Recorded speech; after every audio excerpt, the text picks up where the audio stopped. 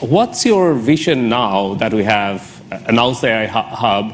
How do we take this and translate that into real impact for the people? I think it's deja vu. We are 1 month late, as the Honorable Chief Minister said. We agreed on completing this in 12 months. That's right. So it's going to go in my record that I'm a month late in completing this project. Because I think it all started over a lunch. Yes. And, I think it's been an exciting journey. A lot of unsung heroes. Vikas is here, Yolan is here, Alex is here, Ashish are here. A lot of work has gone in, and all of us have worked hard, and your team has been fantastic to work with. Under the visionary leadership of the Honorable Prime Minister and the Honorable Chief Minister, and under the direction of the Honorable Finance Minister, Madam Sitharaman ji, and then of course under the guidance, I always call him my big brother, Ashwini ji has been an amazing guidance for me in terms of landing this project. What you see is India at its best. It shows that state and the central government together can lead it from the front. Data is the new oil, and data centers are the new refineries. At this juncture, I believe it's not about Andhra Pradesh playing an important role in India, but India playing an important role on the global landscape. And this is what excites us, and this is why the entire leadership is aligned in terms of executing this project at this scale.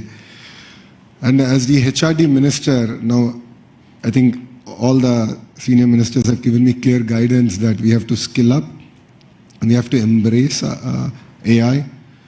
We have to look at revamping our curriculum, getting our youngsters ready for the next wave of opportunities.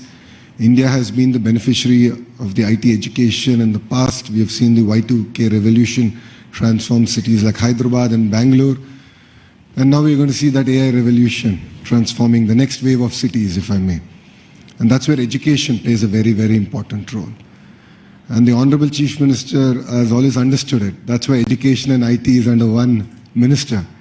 And the idea is to marry these two and ensure that these result in tangible outcomes in the field level.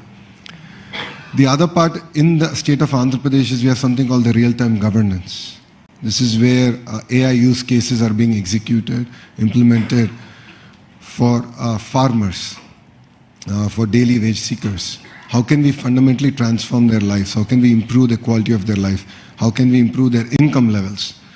So as the Honorable Chief Minister just stated, one family, one entrepreneur.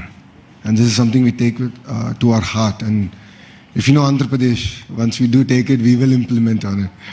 So these are the kind of transformative changes that we can implement in Andhra Pradesh, and I'm sure these use cases can be used for India and the world. But I'll definitely lean on to Google to help us chart this journey. It's very important for you to also give us input, and that will enable us to get our youngsters ready for the next revolution that is at its cusp. And technology is here. And if you look at it as a state, Andhra Pradesh has always embraced the use of technology from day one. Under the Chief Minister's leadership, we've always been ahead of the curve. And I believe we're doing it all over again.